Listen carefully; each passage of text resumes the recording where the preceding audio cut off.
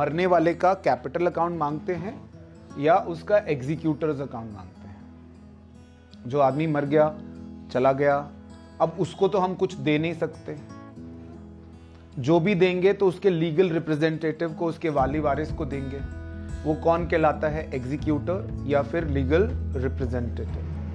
तो उसको हम देंगे। अब देना क्या है? जो कुछ भी उस पार्टनर को देना था वो सारा कुछ उसके एग्जीक्यूटर को देंगे, और जो कुछ भी देना है वो पार्टनर के क्रेडिट में, और जो कुछ भी लेना है उससे वो डेबिट। नॉर्मल जैसे कैपिटल अकाउंट बनाते हो वैसे ही बनेगा। कुछ कुछ चीजें में फर्क होगा, वो मैं बताता हूं आपको। जैसे पहले बाय बैलेंस बीडी, इसमें तो कोई चेंज नहीं है, जो उसका वो कैपिटल का बैलेंस होगा। आईओसी दोगे for specific period.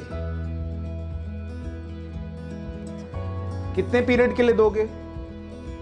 Last balance sheet से लेकर डेट ऑफ डेथ। एक एग्जांपल लेकर चलते हैं। लास्ट बैलेंस शीट थी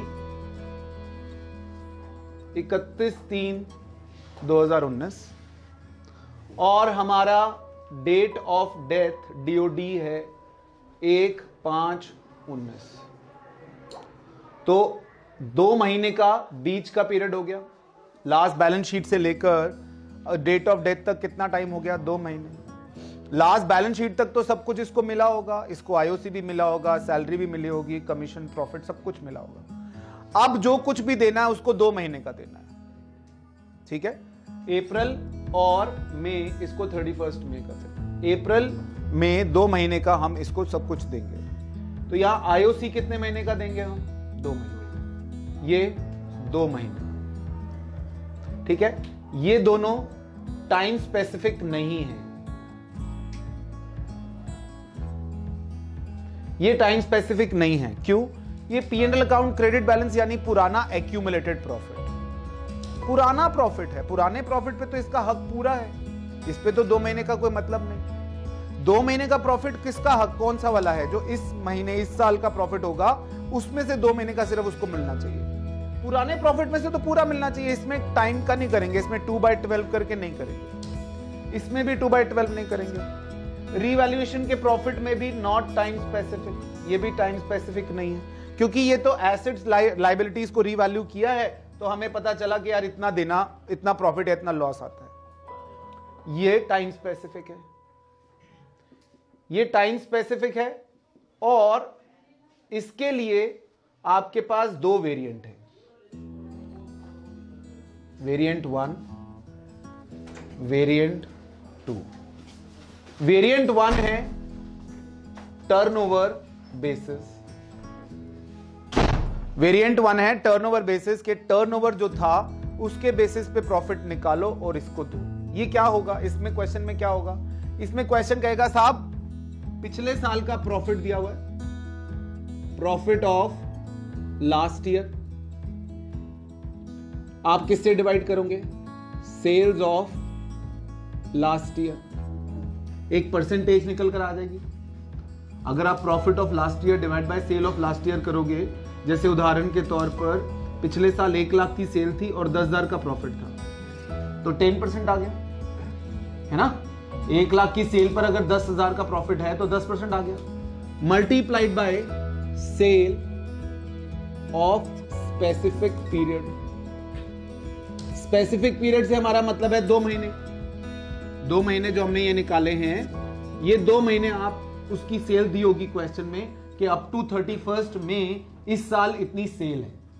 तो हम पिछले साल के प्रॉफिट के अनुभव पर, प्रॉफिट के एक्सपेरिमेंट पर, एक्सपीरियंस पर हम इस साल का प्रॉफिट कैलकुलेट कर लेंगे कि अगर पिछले साल फर्म ने अपनी सेल का 10% कमाया है तो इस साल भी तो 10% कमाएगी। तो ये 10% आया multiplied by sale of 2 months, तो प्रॉफिट आ जाएगा। फिर ये जो प्रॉफिट आएगा, इस प्रॉफिट में से शेयर ऑफ डिसीज्ड पार्टनर हम निकालेंगे और कहां लिखेंगे? बाय P&L सस्पेंस अकाउंट के नाम से, ठीक है?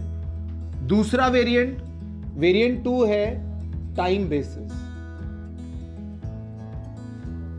ये और सिंपल है, profit of last year divided by 12 multiplied by 2। यहां पर 2 है मल्टीप्लाइड बाय स्पेसिफिक पीरियड, ये प्रॉफिट आएगा। उस प्रॉफिट में से फिर हम उसका शेयर निकालेंगे और यहां पर लिख देंगे। ये टाइम बेसिस है कि भाई 12 महीने में इतना प्रॉफिट कमाया तो 2 महीने में कितना होगा, अंदाजा ही लगा रहे हैं। प्रॉफिट अभी हमने कैलकुलेट नहीं किया, प्रॉफिट जब साल खत्म होगा तब कैलकुलेट करेंगे। एक बात मुझे इसके बारे में और बतानी है, P&L सस्पेंस के बारे में। P&L सस्पेंस आपने यहां लिख दिया, इसका मतलब है कि आपने उस पार्टनर को इस 2 महीने का जो प्रॉफिट बनता था वो दे दिया। P&L सस्पेंस यहां लिखने का मतलब है उसको इस वक्त जो लास्ट बैलेंस शीट से लेकर डेट ऑफ डेथ का जितना प्रॉफिट निकलता था वो हमने दे दिया उसको।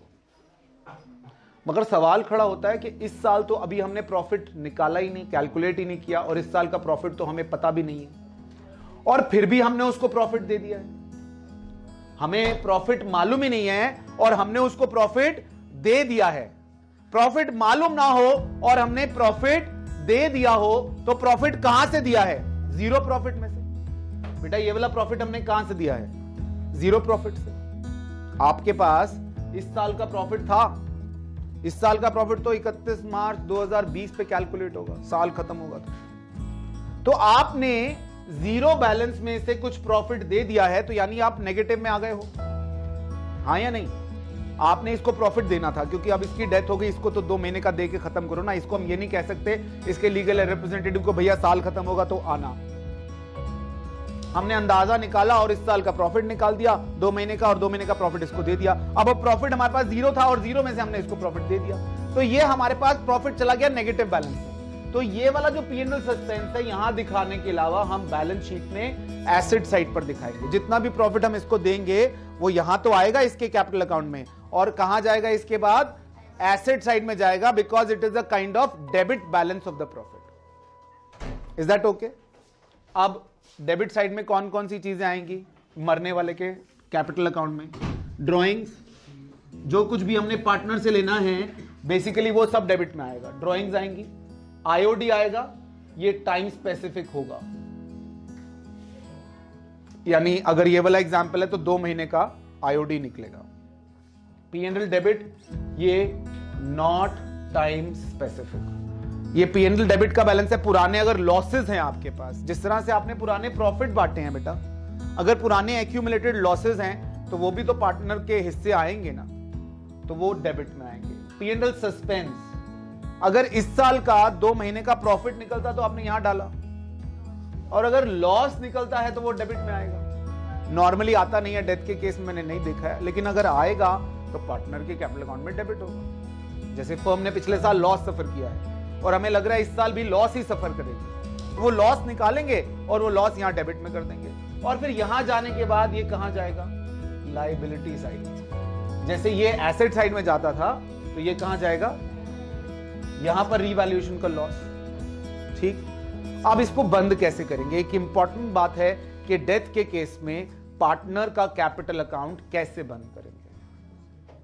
हमारे पास कोई और रास्ता नहीं है, हम इस कैपिटल अकाउंट को करेंगे to deceased partner executors account. हम इसको यहां से एग्जीक्यूटर, क्योंकि आप कैश लिख नहीं सकते बेटा, अगर कैश लिखते हो तो यानी आप उस पार्टनर को पैसा दे रहे हो।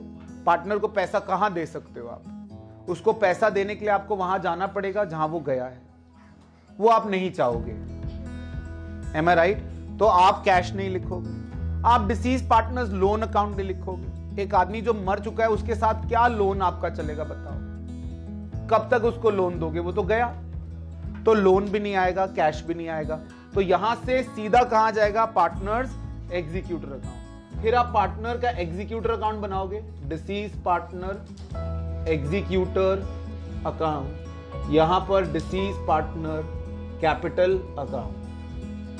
ये कहां से आया? ये वाला बैलेंस यहां से उठकर यहां आया। उसके बाद अब आपका जैसे क्वेश्चन कहता है, अगर इसको कैश देना है तो कैश दे दो, और अगर कहता है कि भैया इसके भी लोन अकाउंट में डाल दो तो disease partner executor loan account, ये अमाउंट आप इसके लोन में ट्रांसफर कर दो। जैसे आपने उसको 50,000 देने हैं, हो सकता है क्वेश्चन कहे 20,000 अभी दे दो और 30,000 लोन में डाल दो, तो 20,000 तो टू कैश कर दो, आपकी कैश में से माइनस हो जाएगा।